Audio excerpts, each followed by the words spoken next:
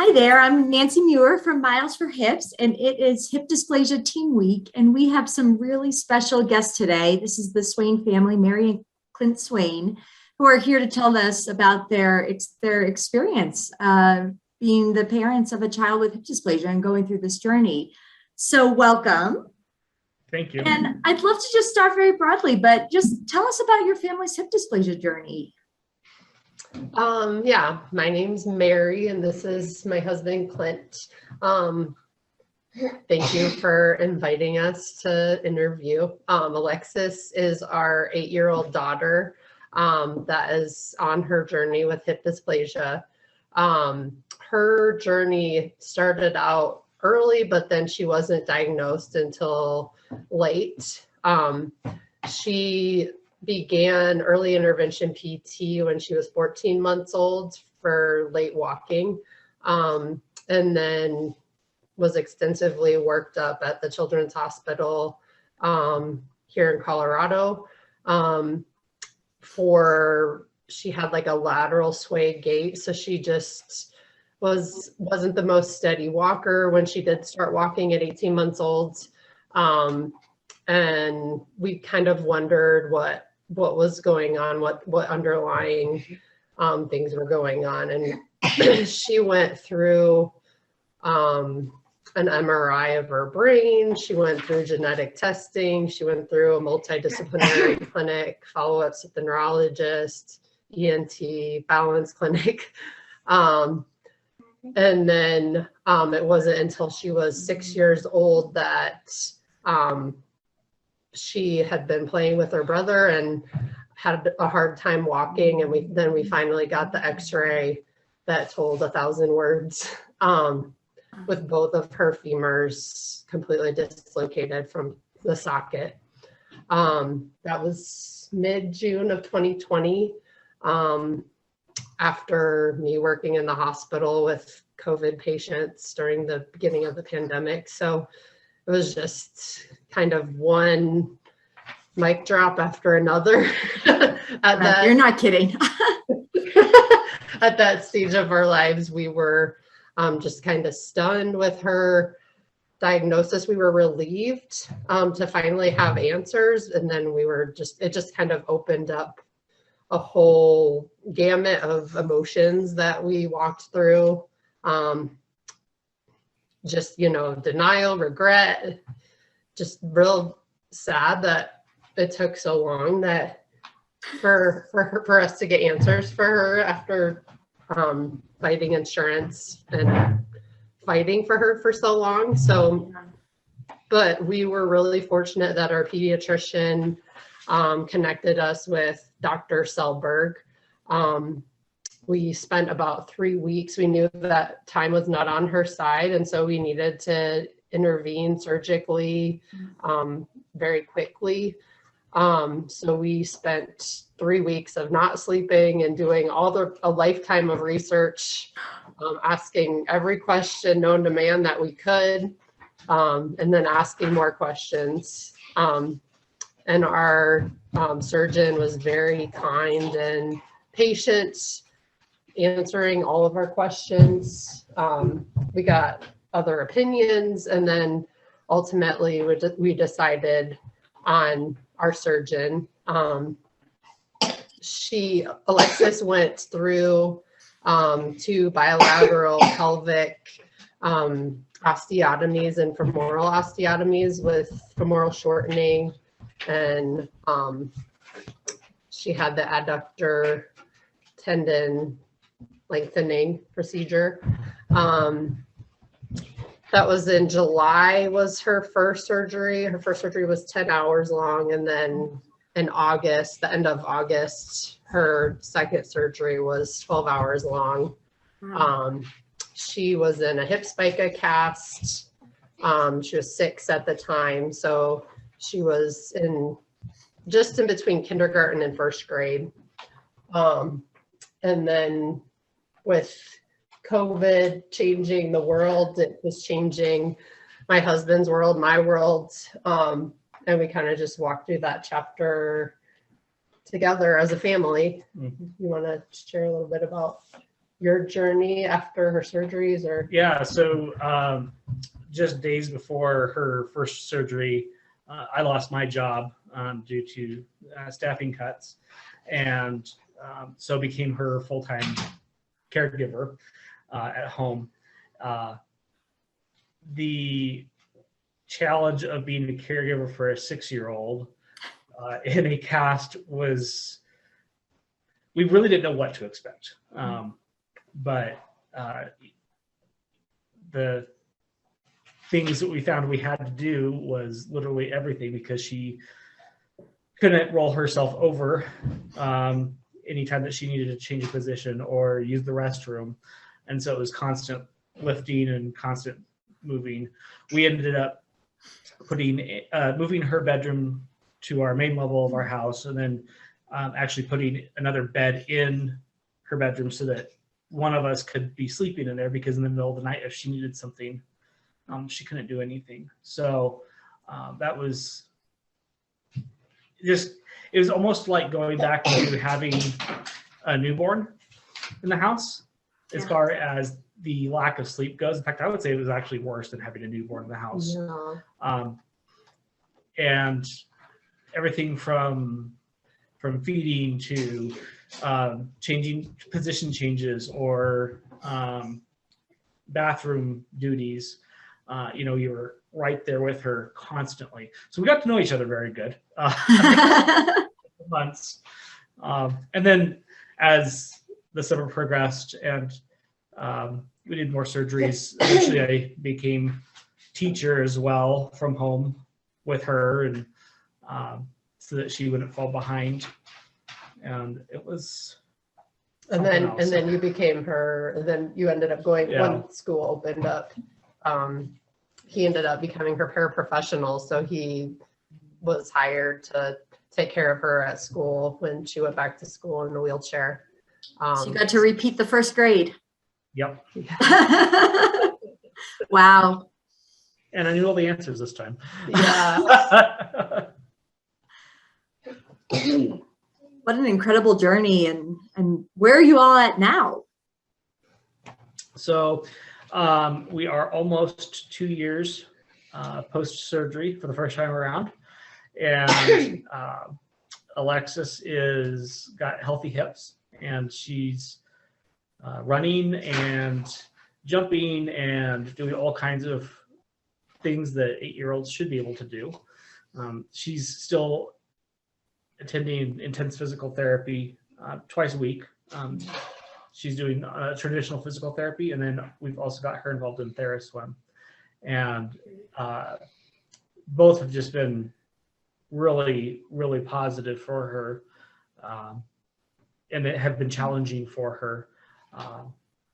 But she is today able to do a lot of things that most kids can do. So yeah, we didn't expect, with, I don't know if it was the pandemic or just everything unfolding so quickly in the world, but it took her a while to kind of process everything emotionally.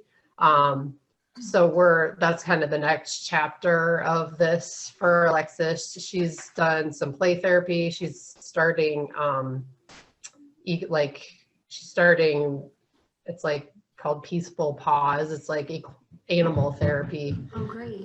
Equine assisted therapy. So we're hoping that gives her control back, and just gives her the joy of being outside again. And yeah. It's an interesting time of life. At 6 years old, like you said, you got closer than you ever imagined, but it's just that age when kids are starting to really exert their independence, and then to have to step back and require that level of care. So, amazing that you were there and that life afforded it and you could be there for her through all that. But I'm sure challenging in that with regard, where you're looking at your child who should be off doing all these things on her own, and literally you're having to lift her and move her in every aspect of that day. Yeah. And that was difficult for us. I mean, my background is occupational therapy. So we knew a lot about like all the different equipment available for babies and toddlers, but when you have a kiddo with hip dysplasia, there's just not a lot on the market to help with things like toileting or moving around, you know. So I had to put my OT hat on, and we went to work like modifying adult equipment for her to make it so that she had more dignity with toileting on a bedside commode in her room. And yeah, we had a team of friends and family that came together and patched her door that was previously the entrance to her room, and then knocked down part of a wall to make a new entrance so that we could actually get her into her room and her reclining wheelchair. And you So- guys did this in a matter of 3 weeks. Yes. Yeah. It Wow. was- Talk about teamwork. Yes. It was not all done by us, but I mean, for sure. And we kind of thought that her surgery might be a week further out, like 4 weeks out. And then it was like, oh, no, there's the opening on July 10th. So we're like, okay, let's do it. So our friends and family ended up like modifying our house and doing all of the home modifications like while she was in surgery. So it was a complete like, we'll just put your hands up in the air and we're going to hope for the best, and it's all going to come together, and it completely did. Yeah, we were so grateful for all of our friends and family. It's definitely not something that we could have gotten through on our own. Mhm. Oh, it sounds like you have an incredible support system. Yeah. And I think you've already answered some of my questions here, but especially this next one, but just, you know, what have been the greatest challenges that you face related to her diagnosis and treatment? Obviously, your home, your caregiving during that, and then you've talked a little bit about helping her process this emotionally afterwards. Yeah. That you would add? I think I'm like a planner and a researcher. So we tried to be like as prepared as we could. And this is just definitely a journey that you have to walk through. It's not something that you can know everything about. You have to walk through it. And even having all the knowledge in the world, like you still have to problem solve through things. Together as a family, together with your surgeon, together with your physical therapist, together with, you know, their teacher. There's just so many layers of like, well, this is how we're going to figure out how to get through this next moment. Yeah, when you talk moment, I mean, we're talking months just in the acute period. And then, as you said, here you are 2 years later, she's doing great, but still doing the physical therapy, still, you know, processing the whole experience. I'm sure your whole family. So yeah, a moment, but when you're 8 years old, this is a good chunk of your life. And yes. Yeah, she's incredible. We are so proud of everything that she has done and overcome. And she's definitely the definition of a hip dysplasia warrior. She just takes it on head on, and we've always been like kind of inspired by her because she just doesn't really complain very much, you know. So she sounds like an incredible kid. She is an awesome kid. You want to come say hi, Alexis? Here, why don't I trade you seats? You can come sit here with Mom and come talk to Miss Dancy. Okay. She just has a couple questions she wants to ask you, but you gotta put your book down, okay? Don't worry. Oh. You gotta tell a kid to put a book down. That's really the sign of an incredible kid, right?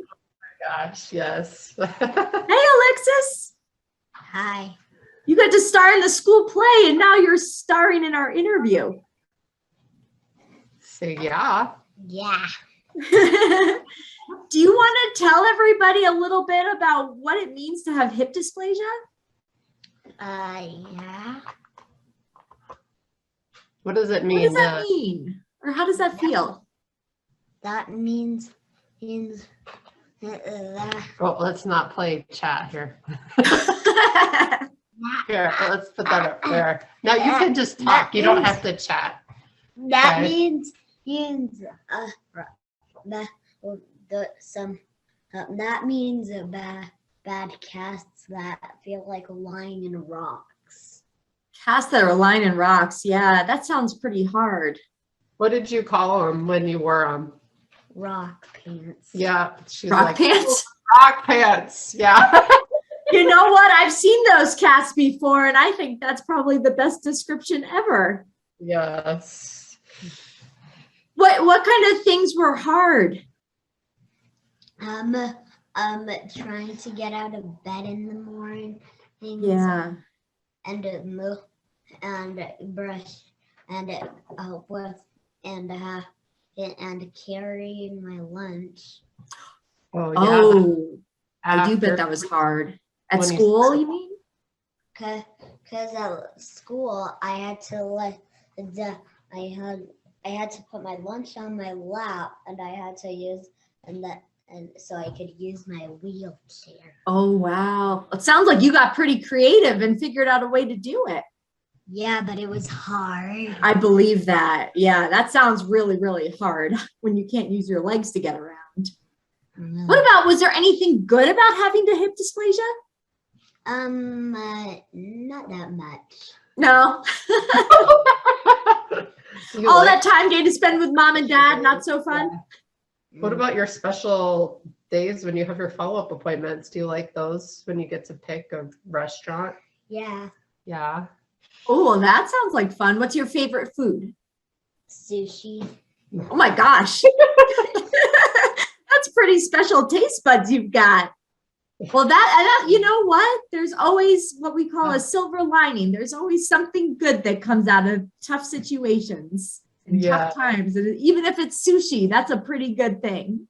Yeah, there's a restaurant across the street from the Children's Hospital that it wasn't open, and then finally there was a restaurant open in the middle of the pandemic. Oh, that's fantastic. And it happened to be your favorite food. Yeah, that was the first day that they were open that we went and tried it out, and Alexis is a believer now. Huh? She had to get the Sushi Rama t-shirt. Ooh, yum. Well, Miss Alexis, do you have any advice? Is there anything that you would tell other kids with hip dysplasia? It's to not get it's to not try and walk with your rock pants on. That is actually some really good advice. I bet it is really, really hard to walk with rock pants. And probably your surgeon probably doesn't want you trying to walk with your rock pants on, right? No. Yeah. Did you try it? And no. Okay. I imagined it, and I imagined it me waddling around like a penguin. Yeah. You know what? I bet that's exactly what it would look like. I'm glad you didn't try that. I'm glad you were very, very patient and you waited until the right time to get back up on your legs. Yeah, I was like, when I had my cast out, I was like, get me out of here. How are you feeling today? What? Do How are you remember feeling cast now? running? Cast running. She did this thing called, she would call cast running. And she, her cast was, from her ankles to her chest. And she's like, I'm just going to do some cast running. And so she would move her arms and her feet really, really fast. Do you remember that? Yeah. Yes. Did you do that sitting up or laying down in bed? Both. Both? That sounds pretty creative. How are you feeling today? Good. Yeah? Getting back to doing all the things that you love and still it sounds like some special things with animals and some special things at school. Yep. I like doing PE, and I love unicorns. Oh, those are pretty special creatures. Is there any at the barn? Nope. Nope. Well, I'm glad things are going so well for you. If you met another kid with hip dysplasia, what would you tell them about your journey? About how To encourage them, what would you tell them? I would tell them that they would have to that they would always have to stay with their parents no matter what. Yeah. I think Um, that's pretty good advice for all kids. My mom and dad still tell me I have to stay with my parents no matter what, and I'm a grown up. Yes. Yeah, well, if I especially needed my parents early in the morning, so Dad could help me out of bed into my wheelchair. I was like, Dad, can you help me out of Yeah. here? Yeah, you've got a good mom and dad, don't you? Yeah, and You then guys got through it. That's called good teamwork. yeah, and for half of the year in first grade, I had to be homeschooled for half. Yeah. the year. How did that feel? I uh,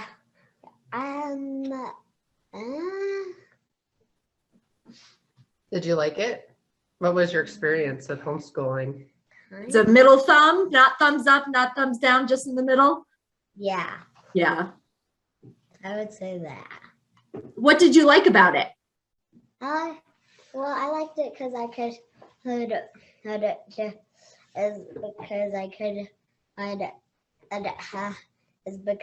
have watch some TV shows and play on the iPad, and Yeah. since I couldn't crawl around on my legs, I wasn't able to play with my toys, right?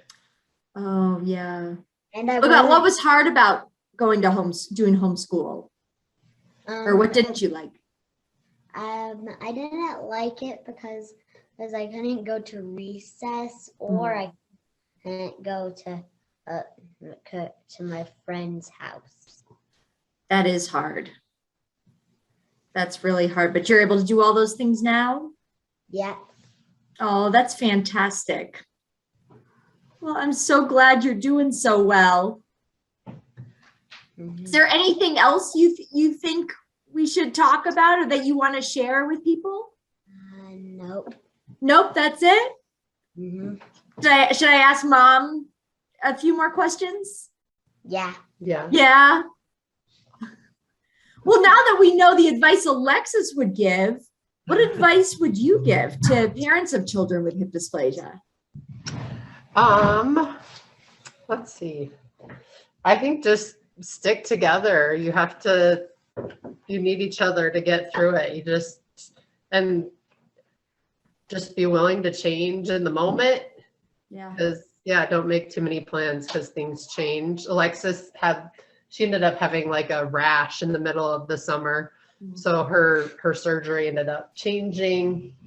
And we had to put it off like 4 weeks or so.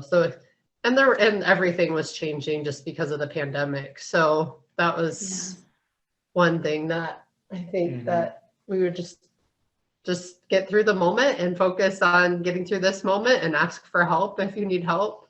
Yeah. That's a hard thing to get through, but I'll echo that as far Yeah. as asking for help. We had the equipment as far as like a wheelchair, a couple of wheelchair ramps here prior to the surgery. And we tested that out in our house. And that's when we realized we couldn't get the wheelchair into the downstairs mid-level bedroom. Yeah. And so I immediately went into fix mode. But we've got to board up this door. We got to create a hole in the wall. And I know she thought I was absolutely nuts. But one of the things we did was we actually created a Facebook page for our friends and family, because after literally the day of her official diagnosis, we started calling and texting people, and it became overwhelming. I mean, that night. And so I jumped on and created this Facebook page for her. And so we put out a call for help, and people were more than willing to show up. I mean, we even had people show up that didn't know a thing about construction, but they brought food or drinks, or they were here to support the people that were doing the work. And there is no way we could have done that on our own. No way at all. And so I'd say be willing to ask for help. be prepared to ask for help because you're going to need the help. Expect to take it minute by minute. So oftentimes people would ask us what our needs were and we did not know. We would tell, and then we tell them, I don't know. And that was a truthful answer. We had people that prepared meals for us or brought us food or had food delivered, which was huge.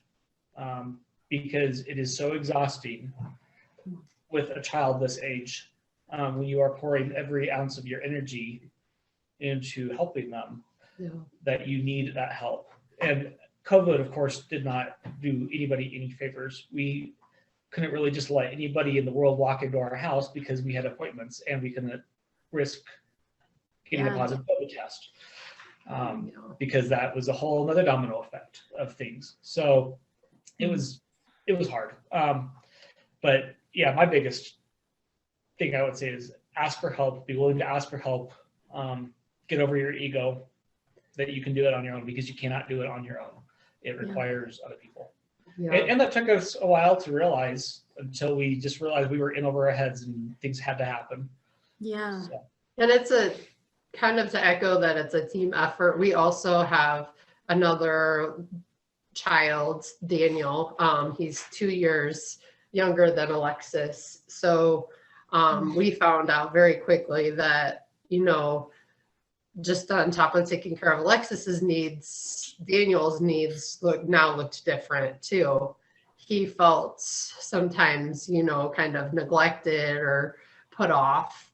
Not intentional on our part, but it was just logistically, physically demanding on all accounts. Still have to go to work and you still have to provide care for Alexis and provide care for Daniel. And we found that doing like one-on-one times with him was helpful for his behaviors because he started acting out pretty quickly because he was like, whoa, you guys forgot about me. So yeah, I would say if you have other kiddos, try to, if you can, you know, take them out for ice cream for 20 minutes or take them to the pond and take them fishing if you can for 20 minutes. Just like all those little things add up and they do help everybody get through it because it's hard on everybody. Yeah, I was going to say it's very important for the other kids, but also probably really nice for you all too to take turns to leave the house and have that one-on-one time with him. Yeah. Wow. Yeah. I mean, it just sounds like flexibility, creativity, and as you said, just really calling on your support system and letting people in and letting people help. And sounds like you all were, I mean, certainly this was not an easy journey, or it's still not, you know, has been a challenging journey, but it sounds like you've had a wonderful support system and you've been working together as a team, which is what this week is all about. So it's absolutely wonderful. But before I stop the recording, is there anything else that you all wish to share? Nothing that comes to mind. Yeah, I think just even 2 years later, walking through this journey and starting to have everything ease up from COVID restrictions and stuff, we're still finding there's a lot for us to learn on this journey. Yeah. And we're really grateful that we just finally got connected with Miles for Hips. And that's the other journey. We talk about it in the hospital with our patients with amputations, you know, that you have to get plugged in with a peer support group, or, you know, our burn patients, a peer support group. And I think that's really important with hip dysplasia too, is just getting connected, especially getting the kiddos connected with, and the families with other kids that have walked through this journey. And I'm really excited for that next part because I feel like it will be really awesome for Alexis to get to know other kids with hip dysplasia and just play and have fun and be kids. Well, we are so excited to have connected with you, and we hope this is the beginning of some collaborative advocacy work together, because I think you and your family, we just really appreciate you sharing your journey as openly as you do. And I think you bring a lot of encouragement and